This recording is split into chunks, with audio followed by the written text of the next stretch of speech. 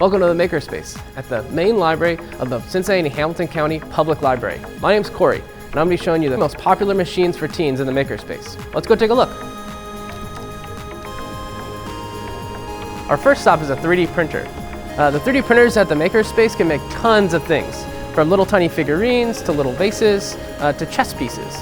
All you have to do is learn how to use a bit of CAD software like you see on the screen, and everything else is pretty easy. Let's go check out some more machines. This is the Makerspace's laser engraver. It's really great for engraving on wood, acrylic, and even glass. The best part about it, it's completely free.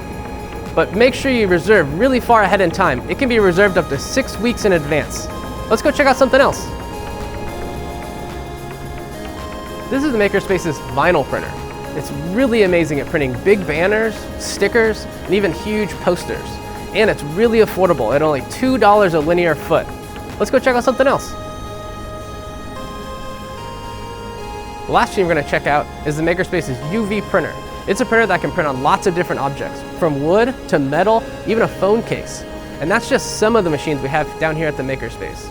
For all your creative needs, come on down and someone will be able to give you a hand at any time. Thanks. Bye.